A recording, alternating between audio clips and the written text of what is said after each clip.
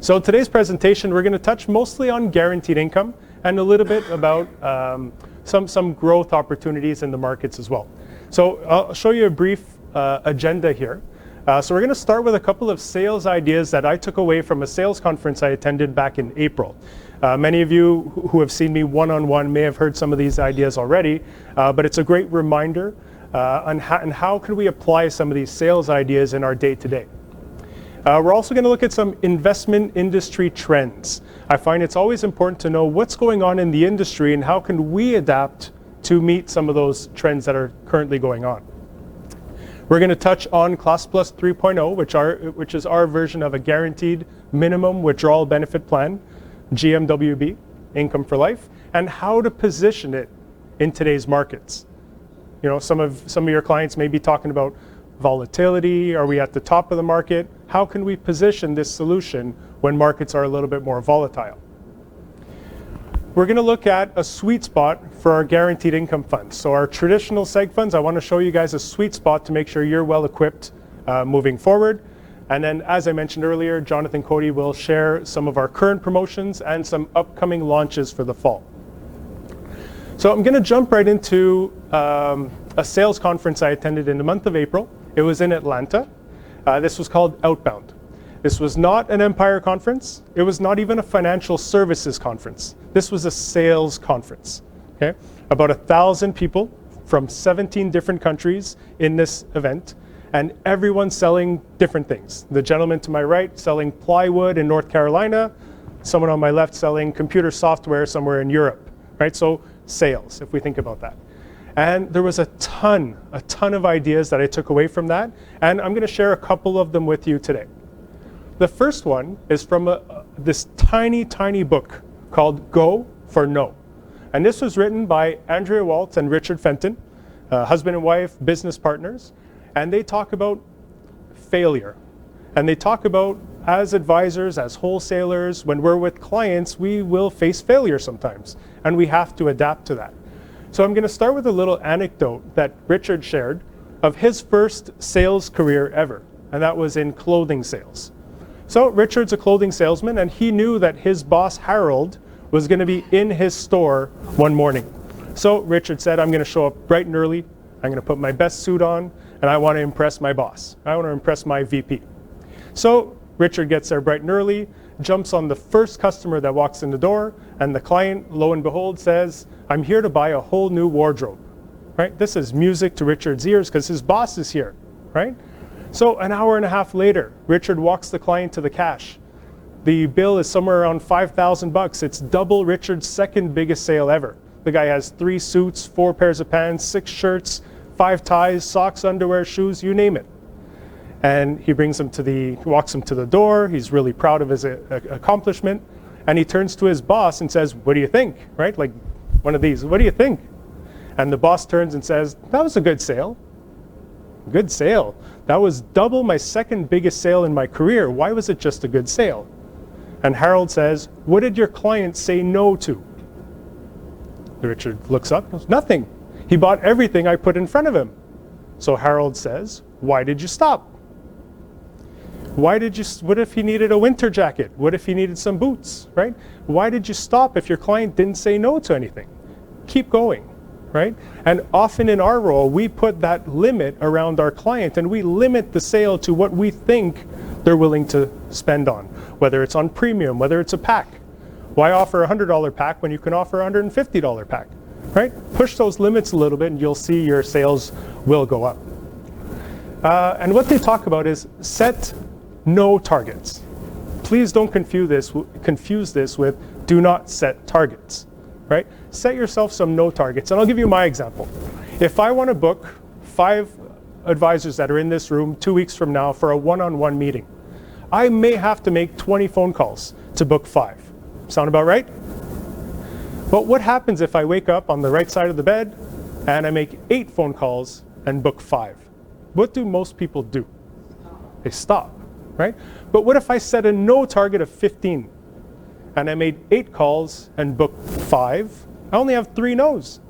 I got to keep going till I get my no target of 15 no's, right? Slight change in mindset, but it could help you, first of all, get more comfortable with the word no, because we will hear it in sales. Guarantee it, you will hear it in sales. Second of all, a no is usually a not yet. And if the client says no and you give up, well, you've basically confirmed that no yourself. The second little sales idea that I want to share with you is from another book called The Perfect Close. And this book is written by James Muir, who was also at this conference. Closing is not easy. It's not easy to close. We all have to do it at some point. You could be having a great meeting with your client and you're dreading it. How am I going to ask for the business? Right? We don't want to sound like the used car salesman. We don't want to sound pushy. We're not selling timeshare, right? We want to find a smoother way, a smoother transition to the close. So he writes this in chapter 12 of his book. Does it make sense for us to blank? Mr. Client, does it make sense for us to put $150,000 of premium into this or $50,000 of premium into this strategy, right? Does it make sense for us to discuss a family member of yours that may benefit from my services, right? Or you show them a ClassPLus 3 illustration. Does it make sense for us to take 40% of your assets and allocate them into this income for life strategy? Does it make sense for us to, right? Is every client going to say yes? No. You may still get some no's. I just said you're going to get some no's. So here's your follow-up to the no.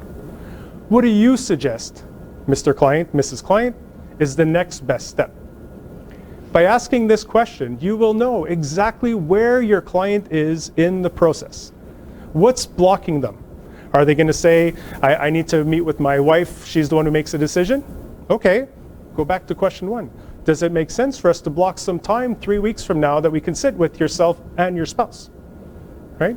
They may say, that illustration that you showed me, it's way too complicated. Okay, does it make sense for us to spend a little bit more time on the illustration and I can answer more of your questions? Right? Bounce around between these two with your clients and keep us posted. Let us know how that goes. The third part, which it didn't come out from the conference, but one of the gentlemen who I follow on his podcast and whatnot, he has this great line that understanding why clients buy is significantly more important than knowing how to sell. Right? If we know how and why they're buying something, it's easier than knowing how to sell. And he actually has a quote here, and I'll give you a chance to read this.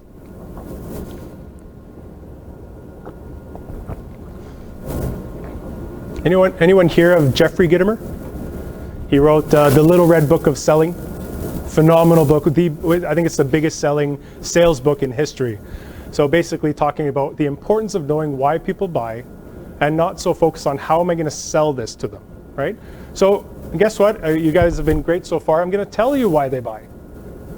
Why do clients buy ClassPLus 3, right?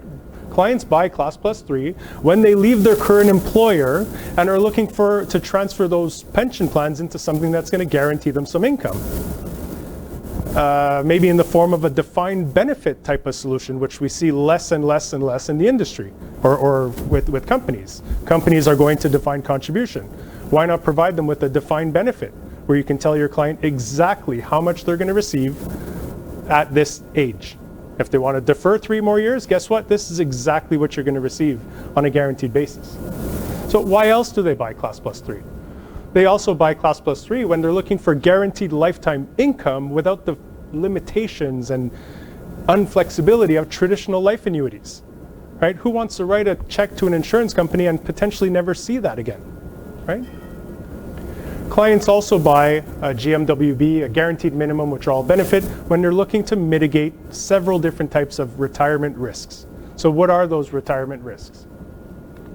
The first one, clients are living longer than ever before. They're living longer, and in many cases they're retiring sooner, right? They say, I'll work till I'm 65 and then lose their employment at 58.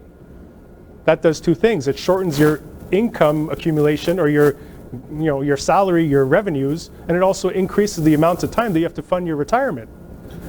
This risk is called longevity risk. Clients don't want to outlive their assets, and that's a very, very big fear. What's another risk? Fixed income and bond and GIC yields are not keeping up with the cost of living. This here is inflation risk, right? A basket of goods is rising by a certain amount every single year. If your GIC rate is not keeping up with that, well, that client who says, I want to put it into a GIC because I don't want to lose money, guess what, Mr. or Mrs. Client? You're losing money. Your cost of living is going up. You're not keeping up with it. So clients are starting to realize that they need to take on a little bit more risk for potentially higher returns. However, they're not willing to do so without a safety net, right? Seg funds, great way to get some potential returns with those safety nets, with guarantees, guaranteed, whether it's a death benefit or a guaranteed income. And last but not least, and I'm going to touch on this later in the presentation, a market correction while we're drawing income, right? Picture any RIF clients that you have, or RIF clients that you had in 2008. The government requires us to take money out of a RIF or a LIF. They don't require us to sell a security at a loss, right? There's strategies we can use to help mitigate that risk. Here's an article from the Investment Executive from way back in April 2019, right? So still fairly current. And actually we were, this was in the Investment Executive, and Peter Waters, who's in the room with us today, they took some of his comments from a conference.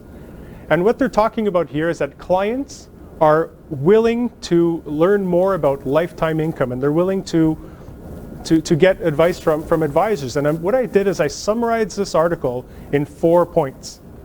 Point number 1, 98% of clients desire a portion of their income to be guaranteed for life.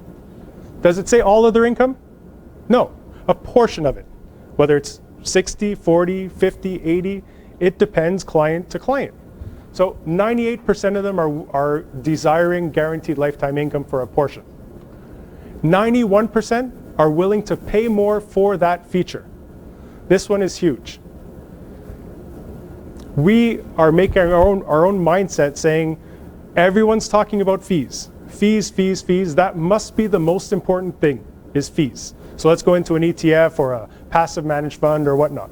Well, if we put that box around ourselves, well, we're not going to talk about something that costs a little bit more. But this article is showing us that clients are willing to pay more for it. And it makes me remember Warren Buffett's quote about price is what you pay and value is what you get. Clients want it, they're willing to pay for it. Most advisors are not talking about income planning. This is huge, right?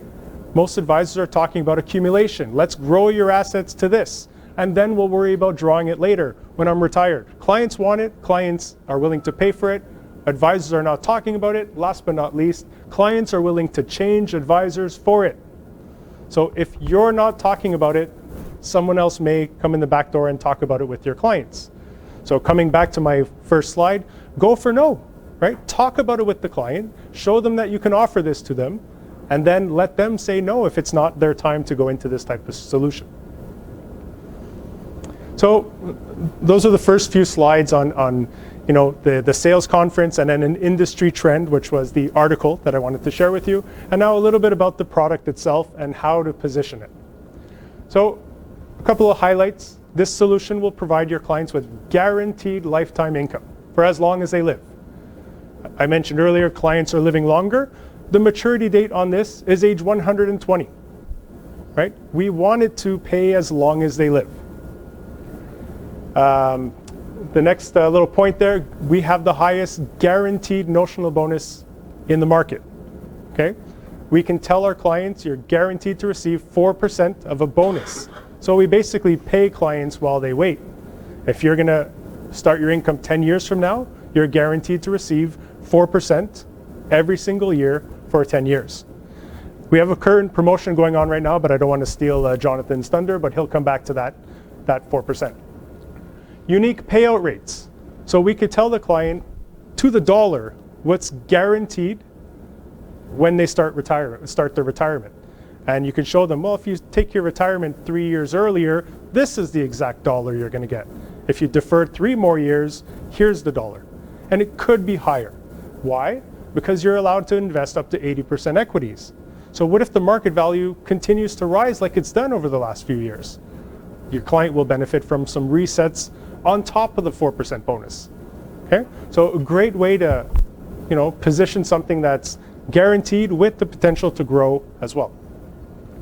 So I spoke about guaranteed payout rates. Okay, this is the slide, right? So if your client's retiring at 65 years old, you can tell them you're guaranteed to receive 4% of this notional value for the rest of your life. If you want to start your retirement at 69, well, it's 420, right? We can show them to the dollar. To me, this is a defined benefit pension plan. I like showing the next few slides. These are on our client-friendly marketing material, our client guide. And you can show the client what happens in the accumulation stage if the markets fall, right? So the blue, I don't know if you see the color there, but this is blue. And we just see the market value of the client's policy just declining year after year after year. However, you can see here that the client's guaranteed income is growing because we're guaranteeing them a 4% bonus every single year. However, you're investing up to 80% in equities. Is it safe to say that your market value may rise? Right? Well, if it rises, and what I like doing if I'm with a client or with an advisor, I take a sheet of paper and put it across that line. It's pretty much linear. It's a straight line. And when you come to this page, this is not a straight line anymore. This is straight, then you get a reset, and it's straight for the next 3 years. You get another reset, right? So your income could actually rise a lot more quickly if the market's cooperating. This is in the accumulation years. Okay, how does this work in the payout years? Here's a client, 65 years old, has about $400,000 income base. I mentioned earlier, 65 years old, 4% of the 400,000 is $16,000 a year for as long as they live. If 2008 comes around again and the markets start falling, but don't rebound the way they did in 09, and they just keep dropping, Empire is required to write a check or make a direct deposit of $16,000 a year for as long as the client lives. Okay, very, very powerful stuff. One of the competitive features with Empire's solution is once you get into the income stage, we don't tell you to go into a bond fund. Some of the other companies out there limit your choices in the income stage. So keep 80% equity if you want. This could happen to your clients if you keep 80% equity, right? You're drawing $16,000. If the market value does better than 4% withdrawal after fees, right, you may get resets. Okay? What's important here, this is not guaranteed. Okay? This one is. Right? So it's likely to be somewhere in between. It's like when you show your clients your whole life illustrations. Here's your cash value. But you know what's important too? The guaranteed cash values. Right? You want to show them what could happen and then what's guaranteed to happen if the markets do not cooperate. So here's a little slide from Q4 of 2018, not that long ago, right? Anyone remember their statements at the end of December last year, or their client statements, right? It was a good year, good year, good year, and then all of a sudden Q4 happened and clients saw negative returns for the first time in a number of years. This here has to be one of my favorite slides. I put it into every single one of my presentations. Even if I'm doing a fast and full presentation, I find a way to slip this in somehow. This is misunderstood by most clients, and believe it or not, misunderstood by a lot of advisors. So very important to know this. If you lose money one year, your money has to work harder for you to get back to break even the following year. Okay, let's look at this example. You lose 20%, so your $100,000 falls to $80,000. You now need 25% positive return just to get back to your break-even point, right? Because you have less money working for you. After a 20% drop, right? I just said 20% here. Okay? After a 20% drop in her fund, a 65-year-old withdraws her RIF minimum. What rate of return does she need to bounce back? Who says 25? Who says more? Right? The client needs 32% because she just withdrew her RIF minimum, which happens to be 4%. So her 100 fell to 80, then she took out 4. So now she's at 76, she needs 32% to get back. Okay?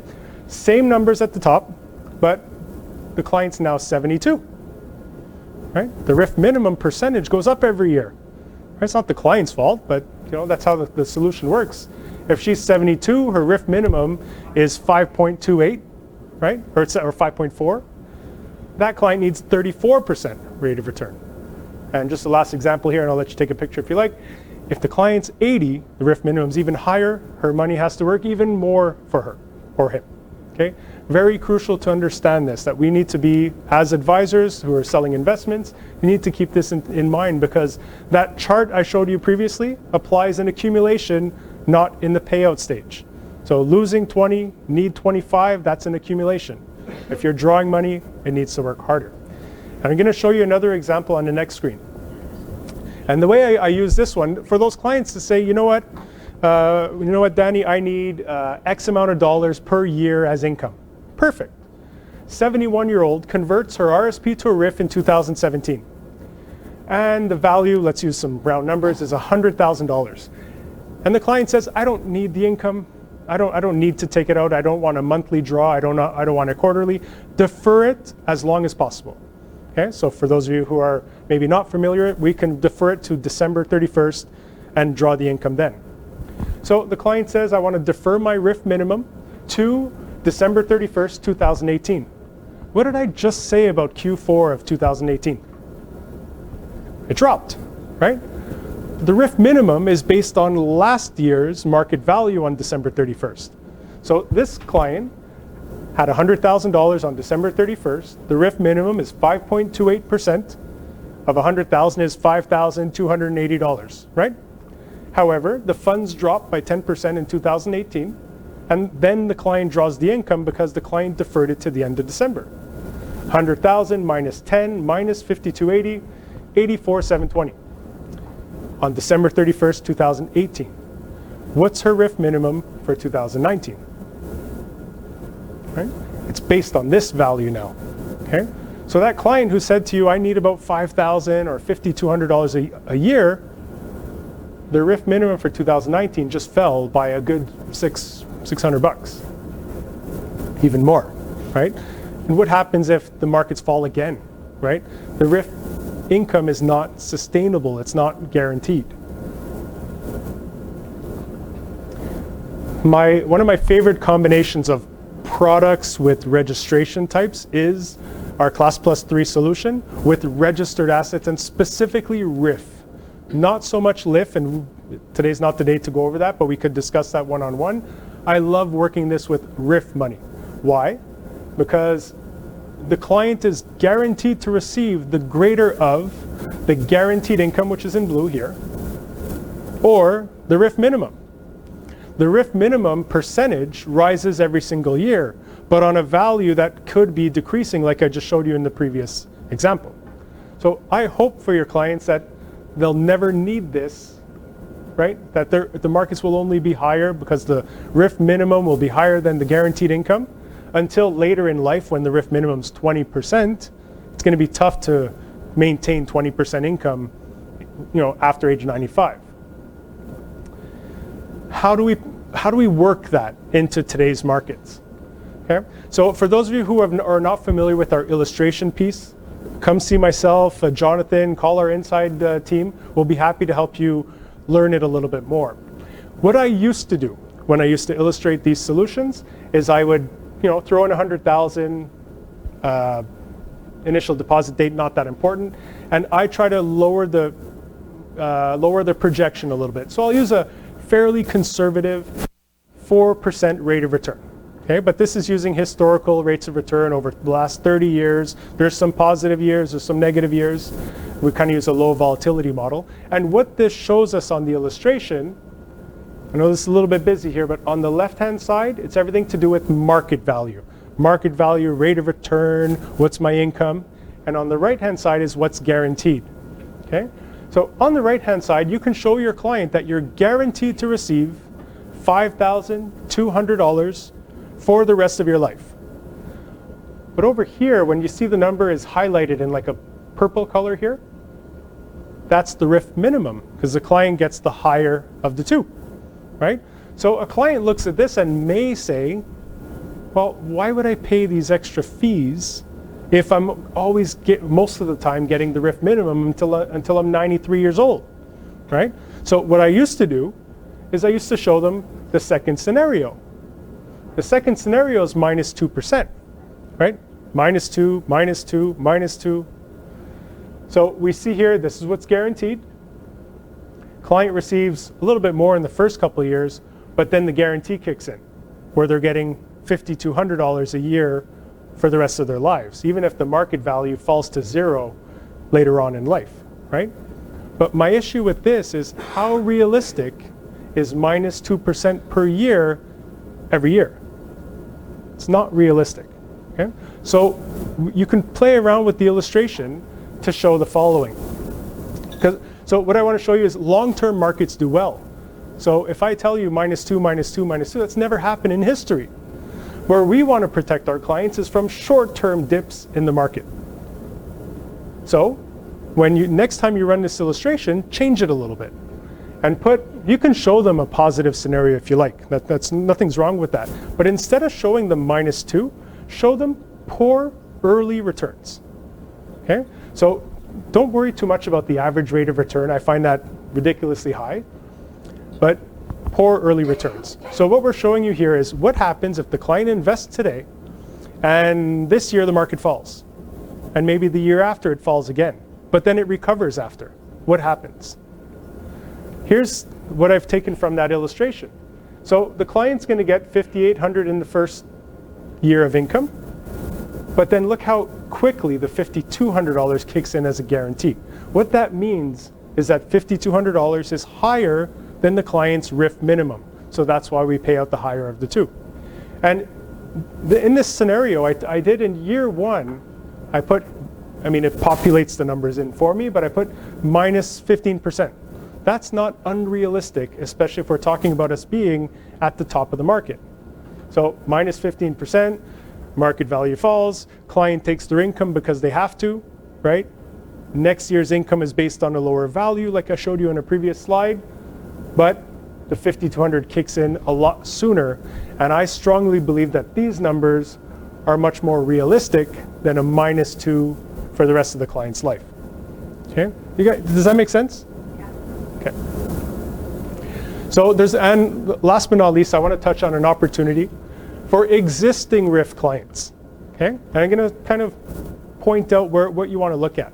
Existing RIF clients under the age of 80, either in mutual funds, whether it's with you at the bank, with another advisor, or traditional seg funds. And most important, they're drawing the RIF minimum. Okay, if you have clients like this between 65, 80 in a RIF, no guaranteed income, but drawing the RIF minimum. When you transfer money from a mutual fund or a seg fund this year to Empire Life into our ClassPLus 3 solution, the other company pays out the remaining RIF for this year, right? Anyone done RIF transfers before? You transfer from one company to another, they make the payment. So what does that mean? Empire gets $100,000. The client doesn't have to take income this year. What does that mean in ClassPLus 3? They get a bonus, right? So that client many of you may say, oh, they're already riffing, it's too late to do this strategy. Absolutely not, that's a sweet spot for us. So get them in before the end of the year, they'll get one bonus, and that'll establish next year's floor of income. And if the RIF minimum's higher, you'll get it anyway, right? So you've just established a floor of income for that client. And they're gonna look at you as a god if the market were to fall in the next little bit, right? This is one of the reasons why we see a huge inflow of ClassPLus 3 sales between now and the end of the year. Because what I forgot to mention earlier, that 4% bonus, or the notional bonus, is not prorated.